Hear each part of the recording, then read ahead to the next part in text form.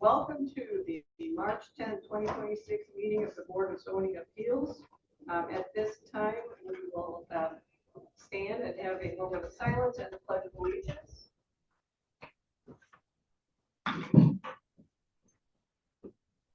I pledge allegiance to the flag of the United States of America and to the republic for which it stands, one nation, under God, indivisible, with liberty and justice for all.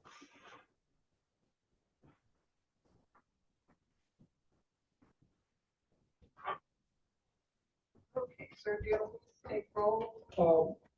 Member Brannigan, Here. Member Galante is not here today. Member Johns, Here. Member Mayor, Here. and Member Sharp. Here. Okay, next item on our agenda is the approval of the minutes from our February 10th meeting. Do I have any comments, corrections? Okay, seeing or hearing none, do I have a motion? I'll make a motion to approve the minutes from February 10th, 2026. Okay, we have a motion and a second. Can we have a roll call? Member Brannigan, Yes. Member Johns, Yes. Member Sharp, Yes. and Member Mayor. Yes. Okay, we do not have either preliminary hearings or public hearings this evening, so we'll move to findings of facts. BZA 25-009, Development of Standards Variance for the school town of Munster, lighting standards at Aid School.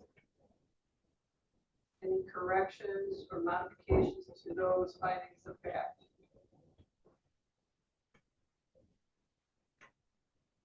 If not, could I have a motion? I'll make a motion to approve BZA 25-009 findings. Development variance for school town Munster East. Can I get a second? I'll second. Okay, so we have a motion and a second to approve. Your roll call? Member Brannigan, Yes. Member Johns, Yes. Member Sharp, Yes. and Member Mayor. Yes. Okay, next is the BZA 25-010, Developmental Standards Variance, School Town of Munster, lighting standards for Elliott School. Do we have any corrections or modifications to those findings of fact? Can I get a motion? Make a motion to approve BZA 25-010 findings of fact for development variance school town of Munster Elliott Elementary. Okay, we have a motion and a second. Member Brannigan, Yes. Member Johns, Yes. Member Mayor, Yes. Member Sharp. Yes. Okay, do we have any continued discussion items? I think the only item that we had a question about was the status of the revisions to the code that we had talked about back in the fall. Can you give us an update on that? For the rules and regulations, there's been recent changes to the state statute. You're referring to item 10B. Rules and regs, there's been recent changes to the state statute that we have to incorporate into the draft board of rules and regs that we haven't done. So we have to go back and comply with some of the state code changes and then we'll do that. Okay, but what I was talking about specifically was I noticed, I cannot remember his name, Mr. Frank Yes, ma'am. Zisher. Zischer, thank you. The discussion about the tarp and the screening, that's what the status of that was, with the changes to code. that we discussed. Oh, the change zoning code. That's what she's talking about. Oh, Not the amendments to zoning code. okay. That was what we were looking for an update. Oh. Got it. Yeah. there's a draft change to that is part of the overall several amendments to several sections. And we distinguish between what is a screen and what is a fence, and further define that. So there's clarification moving forward with an update on the zoning code. So that's in progress. Yeah. Not yet approved though? No, no, that should go, the spring, for review, starting with the plan commission, then to the council. Okay, very good. So, but yes, that is one very specific change that, is in there. Okay, that was what we were wondering about. Okay, so moving on then to other business, under BZA 25-006, development of standards variance for keeping Casala. This was a request to modify an original order through powers granted under section 26-6.803D and allow a fence to remain 35 feet west from the southwest corner of the home toward Cobblestone Road right-of-way located at 1020 Cornwallis Lane. Sergio, do you want to give us an update on this? Yeah, the planning commission previously made a motion to install a wrought iron fence 25 feet from the curb within line of sight of the fence across the street. Shortly after the motion was granted, the applicant reached out to his contractor. The contractor came out the next day, installed the fence. However, my understanding is that the homeowner let the contractor know what the guidelines were, which were 25 feet from the curb within the line of sight of the fence. And the homeowner's here, but from reading what my understanding is then he came home, the contractor installed the fence 25 feet from the curb within the line of sight of fence. And so the permit was issued. And the concern now is whether it complies with the original motion of the BZA. Okay. Mr. Casala, do you want to approach the podium? Please state your name and address. If there's a sheet, write it down. Yep. Hi, everyone. My name is Keaton Casala. Just to briefly summarize kind of what's going on today, I had applied for this variance and was granted to me with a lot of information from the BZA. Truly believe we had met everything that the intent of the BZA had for us. Was approached by a member of the BZA who's no longer on the board the day that the fence was installed, and was pretty hostile with me. Basically saying, I didn't meet the requirements and whatnot. So yeah, we're back today, essentially asking that the BZA make an adjustment to the motion to satisfy where the fence is currently installed as of today. And I've got that verbiage listed in my letter. So happy to take any questions if anyone has them, but that is the summary here. Any questions from the board? I'm just trying to understand what the issue is. Like, it's 25 feet off the curb shown in that photo. I was hoping to see like a plan. I like to see plans. But what are they not complying with? The straight measurement off of the curb all the way down the property line, it's not 25 feet consistently. Oh, okay, so it's like at one point it is, Yep. but then it just, I'm looking at an aerial of it now, it kind of curves, right? Well, the road curves. Right. So the fence is straight, but the road Yeah. curves. Right. So therefore, if you're lining it up with the properties to the north, right, which also have straight fences, and taking it, straight down, but as the road moves, it's clearly on his property, not in the parkway. But if you're going step by step curve measurement, it's not meeting, that required. And that was the discussion that was both line of sight as well as the measurement. Okay. Thus, why it's here today. So the confusion occurred because we weren't clear when we granted the variance to begin with because of the curvature in the road. Wasn't it that I made a range in that motion? Well, the discussion throughout was, I think it ranged from 20 feet to 25 feet to 30 feet. And then the discussion, the intent was, to have it set off and that it was continuous, it wasn't going to interfere with the line of sight of traffic, right? So the idea wasn't lining it up. So I think that because of that full discussion, and then obviously as Sergio had indicated as well, that the findings aren't approved until a month later, right? So I think that the discussion and the whole conversation combined is what, led to perhaps the confusion that way. Obviously, once the findings were out, the fence was up. Right. So Or by the time that it's when the removed. motion was made, was the 25 or 20-foot measurement, was that from the house or from the street? Curb. That was from the curb. But now we're measuring from the house. Well, you're still going to curb. Right, but I mean, the 35 feet is from the house, right? Yes, it's on the southwest corner of the house. That's Okay. To the curb. To the Okay. curb, towards- And the 35 it's the maximum dimension, right?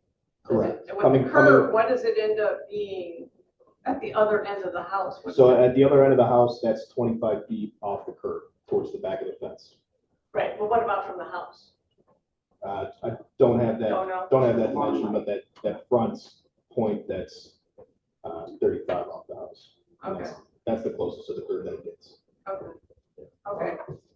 Our understanding is that shortly after the motion, the property owner contacted the contractor and said, this is what I got approved for. The contractor came out, installed the fence, per the whatever conversation, and then that's the product that we have. Okay, well, I just want to make sure we get it into the record correctly this time. Appreciate that.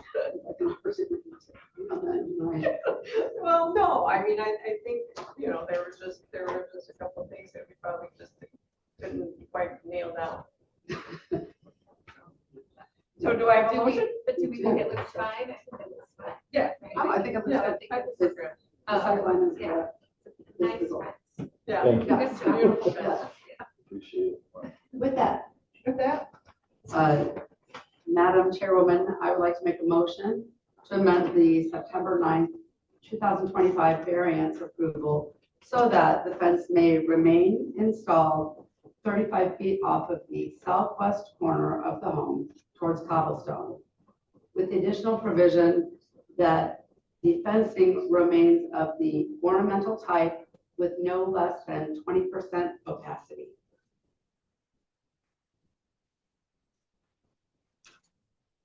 we have a second. Very good. We have a motion and a second to approve this modification to the original BZA 25-006 variance. Member Brannigan, Yes. Member Jones, Yes. Member Sharp. Yes. And Member Mayor. Yes.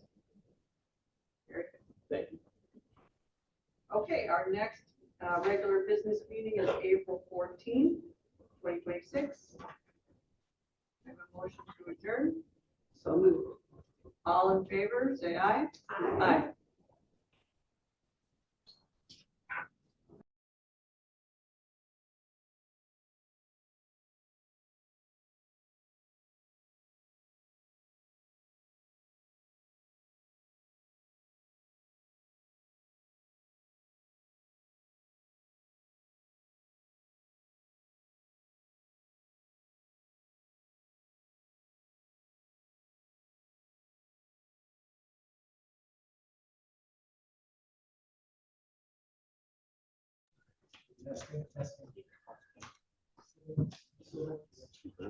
Testing.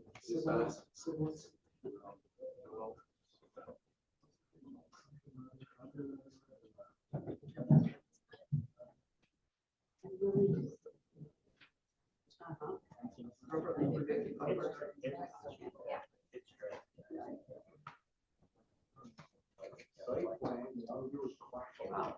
That feels like a I don't know if it's watch pot number one. Watch pot.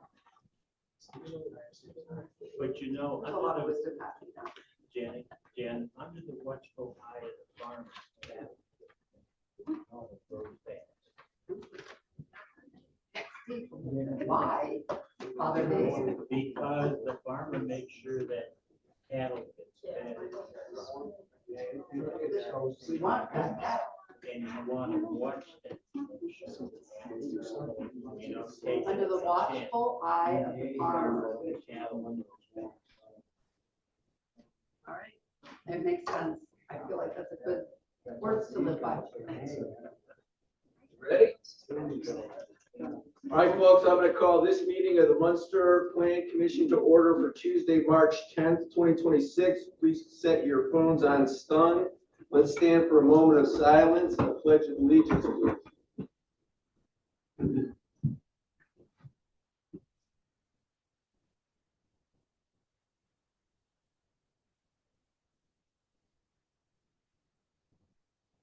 I pledge allegiance to the flag of the United States of America and to the republic for which it stands, one nation, under God, indivisible, with liberty and justice for all.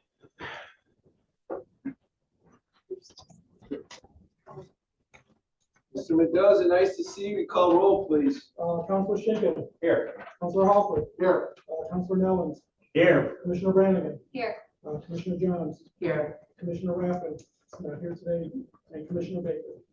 Present, we have a quorum. Next up is the approval of minutes from February 10th, 2026. I'm sure you've all read them. Any modifications, changes, motions, what say you? So There's a motion. Is there a second? I will second. Any discussion?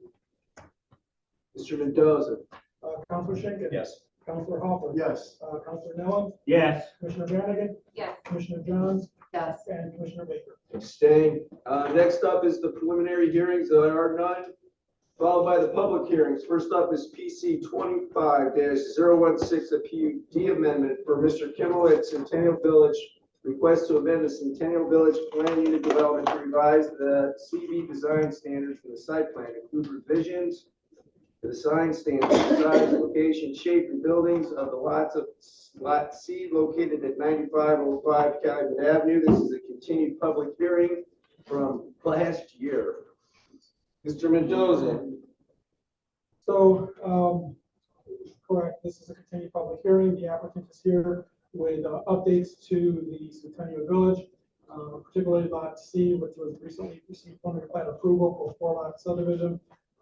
As part of this approval, preliminary plat approval, they made edits to the design guidelines and standards for the overall development, which support the proposed lots proposed lots 10 through 13. As part of their request for the amendments to the update, it includes the uses for the proposed uses on those lots for the former Lot C, as well as changes to floor levels, including accent material, location of accent materials, and the use of, they maintain the discussion for potential roundabout in the future, and then change standards for the parking, particularly those that would be impacted to the lots 10 through 13, based on previous approval, reconfiguring those lots and meeting those standards for an additional 15-foot right of way along 45th Avenue in Calumet. They also propose a brand new sign standards. The sign standards that are being proposed are in place of what's existing within the code, incorporated within the body of the PUD. Again, this was born out of their interest from their tenants, asking for some signage requirements that do not meet the current code, and so they are making that to be reflected in the proposed PUD. There are some additional edits requests that the staff is outlined, and would ask that council or the commission consider that as part of any motion. Thank you. Any questions for staff? Yes, sir, Mr. Posen, please state your name and address. It's nice to see you again. Good to see you, Russ Posen with DVG, 1155 Trotline Road, Crown Point, Indiana. I think Sergio kind of hit it, and obviously this data has been submitted to you before, but I'll kind of get the highlights. We have made updates to this PUD, obviously going from 1 to 4 buildings. We did also try to modify some of the maximum heights and the number of floors for some of the retail buildings. Bear in mind that in the PUD, every building, the total square footage that we list is what we're adhering to in principle. Obviously, you can always modify a little bit, but we always maintain that total square footage. So in some of these units or some of these building lots, if we do go higher, the footprint does have to go down. And that's consistent with the new stuff as we spoke in February, and obviously anything in the existing PUD. And as far as the PUD, obviously we added some materials, structural brick to lot 11 only, which is the grocer. Some of the other things besides just, kind of making sure that all the dots and T's are crossed here. We did update landscape requirements on the Chase lot, which is lot 13. We have a lot of BP pipelines, so we did kind of reduce the number of trees and plantings in that area because we just can't make it work.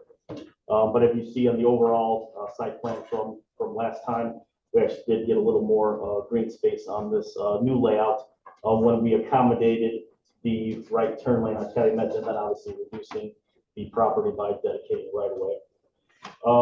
Again, Sergio, mentioned some of those items that we did. Obviously, you've seen it, hopefully read it. The edits that I believe Sergio and attorney have made requests of us. I see no issues with those. They even gave us some suggestions that I think are good that we'll consider, and obviously they're all spelled out for you. I think on this PUD, I'll leave it open for you guys for questions. Hopefully I can answer them. All right, back to commissioning. Questions for this young man?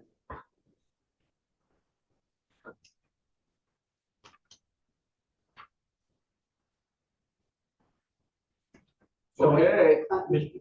Chairman? Yes. So everything we're talking about is that be the northeast parcel of land east of Calumet, north of the present Centennial Village.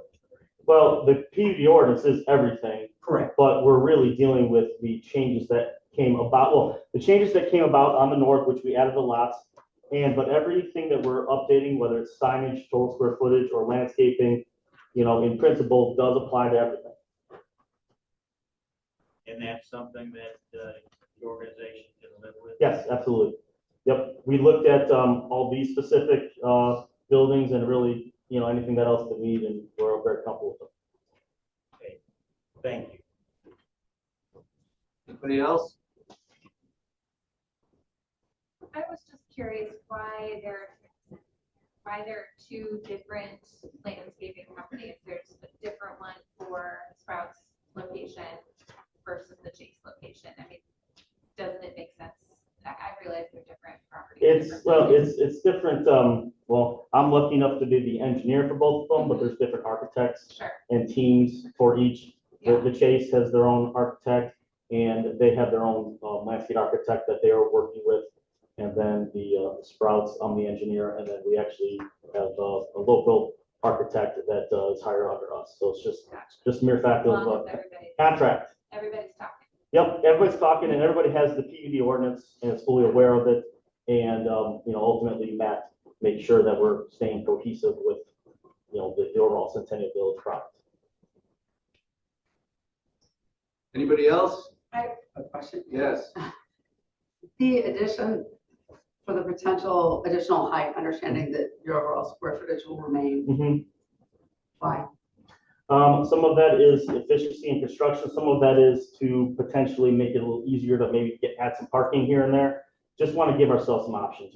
As we started this thing a long time ago, we've learned some things. I think it's nice to have the flexibility to maybe not, if we just need a little extra space, just for true construction So level. you're moving up. Yeah, to moving get up to space on the ground. Yeah, it's just you just live and learn. It's a little bit better to have that capability for construction. So you're not necessarily saying you just want the approval for PUD. You're not. Yes, not guaranteed on the total height yet. I know what you meant though. Yeah, it depends on the efficiency and what some users, some retail, some office, some of them like 3 stories. You got to give them the flexibility to get different end users and what they like. There might be one company that's like, I want 3 floors, and that's a good thing for the buck, if you will. But you're maintaining retail on the first floor and on all of them, and residential second through fourth or second through fifth? Yeah, second through fifth, for those H, J, and K, yeah. Okay, so there will be no commercial or retail on more than one floor in those buildings? In those buildings, correct. Is that it? Jen? I've heard. Okay. Thank you, sir. Anybody else? All right, keep in mind that this is a recommendation to council. Any other questions? Okay, know what to do. Public hearing. Public hearing. So you gotta have public hearing and then go back to us, correct? Public hearing. All right, I'll open a public hearing for the 5th month in a row. Going once. It's actually the third. But Is it? All right. Sorry, I stand corrected. no, This is fourth, a I'm sorry, public meeting. December's one. Yeah, you weren't here. So multiple times, going once, going twice, close, come back to the commission. I'm gonna make a motion. I'll make a motion to send a favorable recommendation to the town council for PC 25-016, a proposed amendment to the Centennial Village Plan Unit Development with the condition that the recommended edits attached to the March 10th, 2026 addendum staff report be complete, including all findings and discussions. There's a motion. Is there a second? And a second. Any discussion?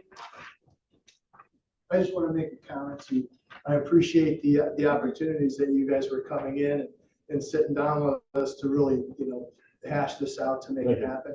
And, I know I was one to, make the motion that nobody liked, but I do appreciate this, and I'm very happy that this is going forward with a good sound plan to fix what needed to be Great, fixed. thank you. Any other discussion? There's a motion and a second. Mr. Mendoza. Counselor Schinkin. Yes. Counselor Hopper. Yes. Counselor Nellens. Yes. Commissioner Brannigan. Yes. Commissioner Johns. Yes. And Commissioner Baker. Yes, moving right along, PC 25-017, development plan review. For Mr. Kimmel, again requesting a development plan and proposed lot number 11 for a 23,299 square foot, 1-story Sprouts Market building to be commonly known as 800 45th Street. This is another continued public hearing from last year. Mr. Mendoza. It's a grocery store of 23,000 square feet going on this lot 11. Correct. I was just trying to figure out which lot or which plan we want to discuss. Site plan. It might be Go to the site, site plan. so site plan first, and then anything would be, the site plan's the other way. The landscape plan was prettier to look at. Yeah, that's fine. So, well, nope, you're fine. You're You want that one there? right there's fine. Okay. That's fine. So just a quick briefing, the lot size dimensions did change. Identified that in your staff report. Again, the minimal impact to that lot change is due to the additional right-of-way acquisition along 45th Avenue. There's been some changes to the overall parking, but it still exceeds the minimum parking requirements, including changes to the landscape islands, which were referenced in your previously discussed PUD. Everything seems to be in compliance with the proposed PUD amendments. Just a little bit reconfigured in that sense. And with regards to materials, lighting, landscaping, everything else is still the same and just on a smaller footprint of the lot itself. So I'll turn it over to you guys. If you have any questions? Any questions for staff on this one? Either non-petitioner or Mr. Posen, could you do the whole same setup again? We've been doing this for a Yes, long Russ time. Posen, 1155 Trotline Road, Crown Point, Indiana. And I do have the architect here if you have questions on the material, but I think you've seen it before. So yes, we have enough parking. 76 is required. We provide 125. We do have the truck dock that is on the east side that is going to be The front of it and the sides of it will be masonry and have the ability to be closed, so it can be shielded from the traveling public in the normal day-to-day operations. Yeah, I will look at leave it to you guys to ask any more questions. Any questions from the commissioners? No, I'm looking forward, let's build this. So Mr. Schenken says, let's move forward and build this thing. Is that a motion? We have to go to public comment first. Okay, isn't that all right. bad? So any other questions? Either non-public hearing, anybody want to talk about the new grocery store? Going once? Yes, sir, come up and state your name and address for the record, please. Hi, I'm Sean Cruzen, 1157 Bluebird Lane. So walking my dog along the railroad tracks while I was on here. I tried to catch up on the online meetings, but it's sort of hard to hear. It's probably worse today, but I guess I have a couple thoughts, and maybe I'm the only one, maybe it's a broader thing, or maybe I'm the only one that voices, but Windy City Social has a kind of similar layout, and the problem is the east side of that parking lot almost gets never used. So I'm looking at this area here, and I'm just thinking that's going to remain mostly empty. Just a thought. I don't know if anyone else has voiced this before. Once again, I haven't seen all these meetings. Also, just curious as to what the view along the bike path that's parallel to the railroad track is going to look like. And my other thought, sorry if I'm rambling, why is there a second Chase Bank maybe a mile down the street from 45th Street? They're moving. They're moving. I heard they're moving. Right, well, that answers that. Yeah, they're I guess that answers it. And then, this may be a personal critique, but that's a lot of parking. I don't know why there's no, you'd think the retail in the easternmost lot and the grocery store could share adjacent parking between them if that building's pushed over. Obviously, that's a lot to ask from one person, but not a lot of people come to these meetings. So maybe I'm speaking for a bigger audience, maybe I'm not, maybe these things have been thought of. But concerns as a citizen. Thank you. Thank you. Thank you. I know we don't necessarily have to respond, but it just makes me think of this reel that I've seen about Trader Joe's architects and how can we make the parking lot as small as possible and most painful for people parking, mostly in city Trader Joe's. So I don't know. I mean, I understand what you're saying, but I do feel like having ample parking in our suburban situation is necessary. So, but. And Sergio, don't we need so many number of parking spots per square footage? Correct. Okay. So the PUD identifies the number of parking spaces required per square footage. And so they're complying with the code that's been established. And then I do want to add, though, that I know the GBG team and myself and some other staff members as well has looked at reconfiguring the location of these buildings. And the concern is that it would impact negatively on the overall parking requirements based on the configuration of those lots, with how few of those lots are themselves and with the buildings themselves. You got a triangle lot with squares in it, and so you're trying to figure out how do you maximize more space there, at least identifying also that it's supposed to be walkable. That's the intent of the overall site plan, identifying sidewalks. And also the code requires that with regards to the wet spacing along the trail, it would be what's identified as a 360 architecture. So the architecture would be all the way around using the same materials. So you're not going to get a gray cinder block facing the opposite way towards the track. You'll have a finished product all the way around each one of those buildings. And is there a fence to? There's no fence on that side. Okay. But we do, on the landscape plan, there is arborvitae, there is, more landscaping, and again, Sergio did hit it, that the building itself is completely four-sided, brick and whatnot. As far as parking, yes, we're meeting code, but we're also a grocer, typically prefers about, 5 to 1,000, we're actually at that mark for that part.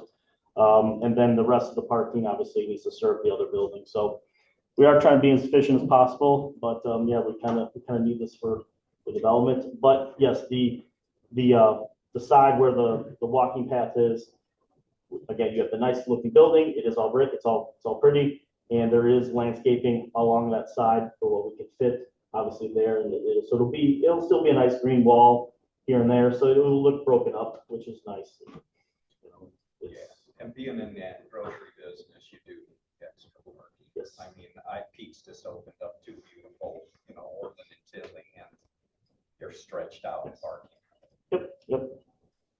All right, public speaking is still open. Is there anybody else? Going once, twice, three times, closing public hearing.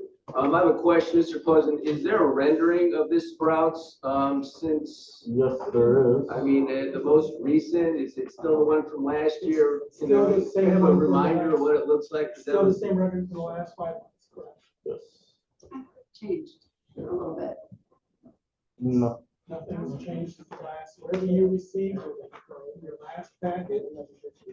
This packet right here had no rendering, so there's, We can go back to the December one if we can. December one? Does this December one show the brick encasement for, or the brick fencing for the truck dock? Yes. Okay.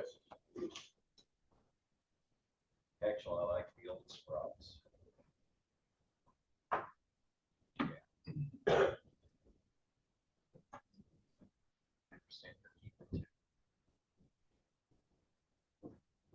Get you going to the website. World Wide Web is your friend.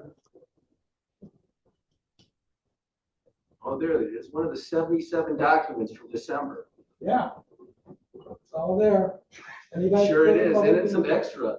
Yeah. Let's see, we're looking at Sprouts.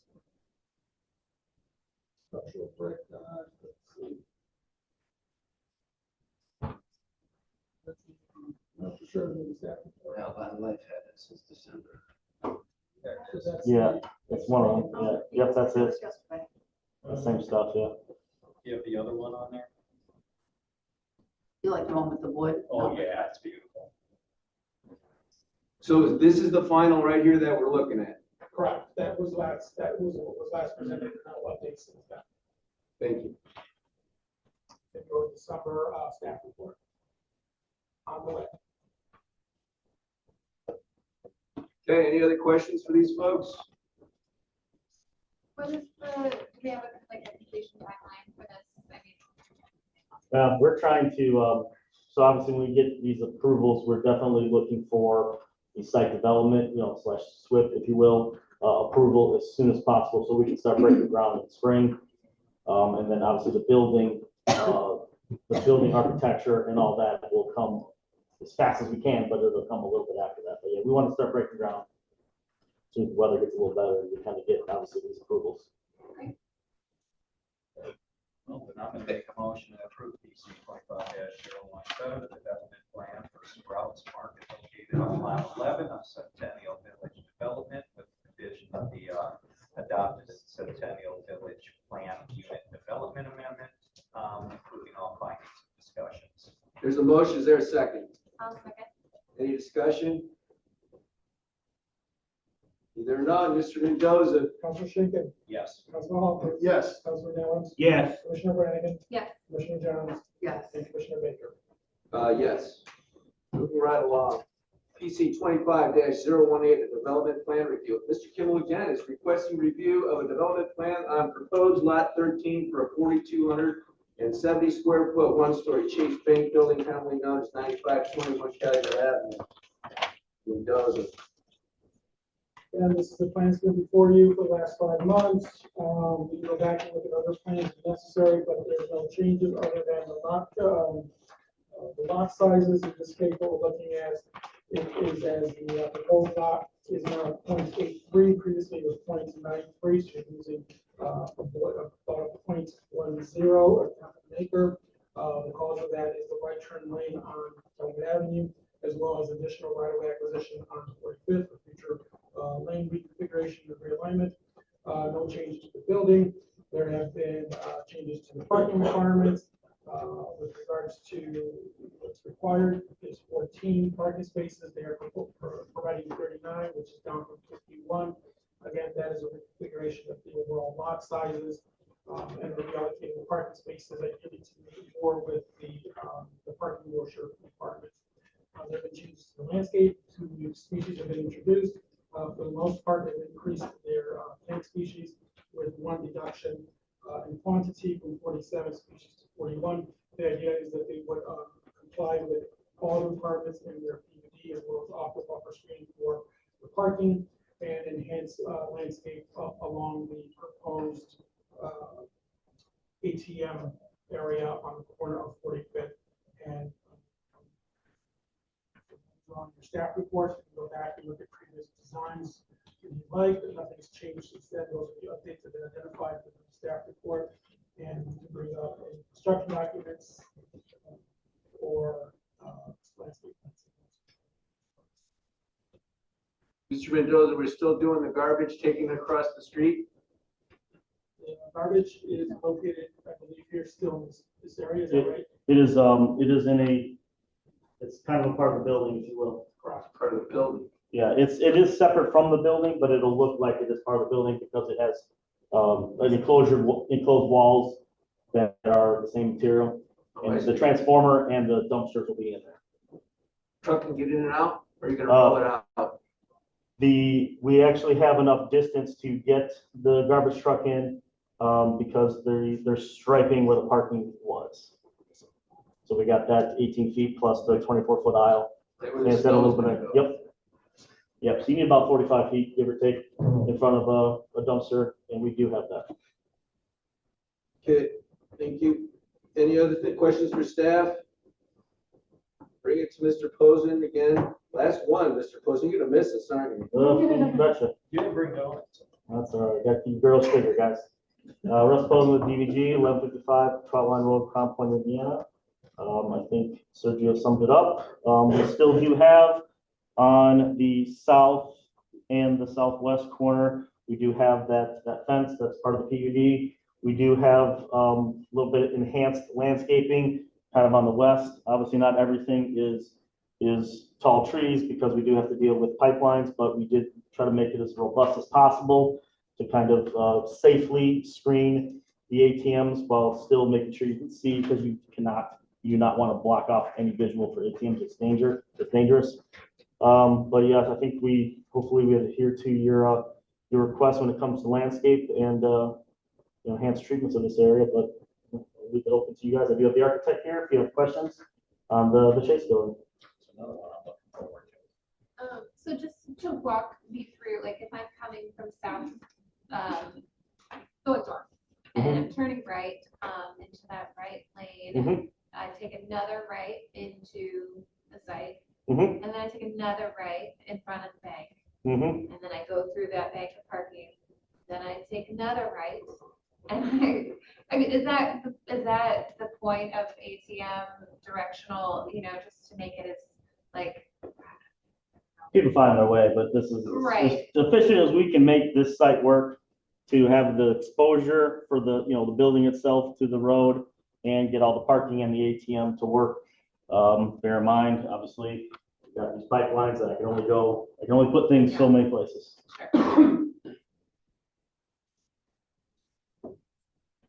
Any other questions? All right, this is a continuation of a public hearing. If you'd like to speak on this particular petition, please come to the microphone and state your name and address for the record. Going once, going twice. Closing public record, bring it back to the board. I will make a motion to approve PC 25-018, a development plan for Chase Bank located on lot 13 of Centennial Village Development with the condition of an adopted Centennial Village Plan Unit Development Amendment, including all findings and discussion. I'll second that motion. There's a motion. Is there a second? There is. Any discussion? Either none. Mr. Mendoza. Councilor Schinkin. Yes. Councilor Hopper. Yes. Councilor Nellens. Yes. Commissioner Brannigan. Yes. Commissioner Jones. Yes. And Commissioner Baker. Yes. Congratulations. Thank you very much. Thank you for your patience. Congratulations. Thank you. Congratulations. Wonderful. All right, next up is finding of facts. Ms. Bennett, I gotta read all this stuff? You can identify them by petition number, what they are, the petition is. All right, first one up is finding of fact for PC 25-015, a subdivision preliminary plat for Centennial Village. What say you? This is where a motion comes from on y'all. I'll make that motion. To do what? Approve finding of fact. Piece, You're sufficient with motion to approve. you want me to? Yeah, go ahead. Keep doing it. I make a motion to approve PC 25-15 subdivision preliminary plat. Finding of facts, there's a motion, is there a second? Second. Any discussion? Either none. Ms. Bennett, can we do a voice? No. Mr. Mendoza, Ms. Bennett won't let us go faster. Counselor Schinkin. Yes. Counselor Hopper. Yes. Counselor Nellens. Yes. Commissioner Brannigan. Yes. Commissioner Jones. Yes. And Commissioner Baker. Staying. Next one up is PC 25-021, a subdivision preliminary plat, Mr. Yanni on GHK Development for 45th lot addition. What say you? I'll make a motion to approve PC 25-021. There's a motion, is there a second? I'll second And a that. second, any discussion? Either or none, Mr. Mendoza. Counselor Schinkin. Yes. Counselor Hopper. Yes. Counselor Nellens. Yes. Commissioner Brannigan. Yes. Commissioner Jones. Yes. And Commissioner Baker. Abstain. Next up is PC 25-022, PUD amendment for the pavilion at 45th. What say you? I'll make a motion to approve PC 25-022.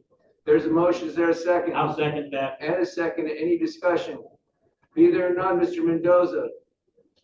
Counselor Schinkin. Yes. Counselor Hopper. Yes. Counselor Nellens. Yes. Commissioner Brannigan. Yes.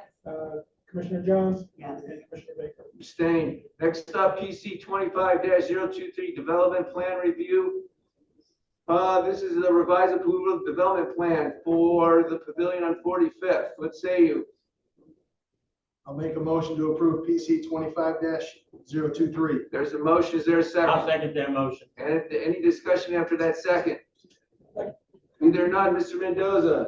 Counselor Schinkin. Yes. Counselor Hopper. Yes. Counselor Nellens. Yes. Commissioner Brannigan. Yes. Commissioner Jones. Yes. And Commissioner Baker. Abstain. Thanks for laughing, Mr. Mendoza. PC 26-001 is the next finding of facts. It's a development plan review for M2K Design on behalf of the Laborers International Union. What say you? I'll make that motion and approve PC 26-001. There's a motion, is there I'll a second second? that And motion. a second, any discussion? Either or none, Mr. Mendoza. Counselor Schinkin. Yes. Counselor Hopper. Yes. Counselor Nellens. Yes. Commissioner Brannigan. Yes. Commissioner Jones. Yes. And Commissioner Baker. Abstain. Next up is other business. First up on this agenda is PC rules and regulations. Mr. Mendoza, is this your line item? Yes, it is, sir. We have a draft of the rules and regs. There is an edited version. However, we have to go back and do edits to the edits based on recent changes to the state statute. So we will be cleaning that up and complying with new regulations that have been put forth through the state requirements. And so we get legal aid design. So we can look forward to this again next month Yep, or future months? yes. Okay. Next up, we're looking at other business being a zoning code amendment. Is this the zoning code changes that we've been talking about for years now? We've been talking about it for 2 years, and so almost 2 years, the work has been done. We have significant amounts of this to present not next month, I'm sorry. May. May, correct. And so we just want to let you all know that this will be coming forth, and we will be presenting briefing you all on some of these changes. And so as I mentioned to some of you, please select your favorite sections for discussion, and we'll be bringing them the entire document for your consideration. Are you going to forward that? That's going to be great. Oh, yeah, it's going to be. Epic. Your late night reading. I say print it out, send it. Okay, so thank you for those heads up. Any other discussion items? Either none. The next meeting is, believe it or not, in April. I like it. The 14th, 2026. Check the website. We'll entertain a motion to adjourn. So moved. Is there a second? Second. All those in favor to rebel against Ms. Bennett, say aye. Aye. That you could do. Hey, hand them a shovel.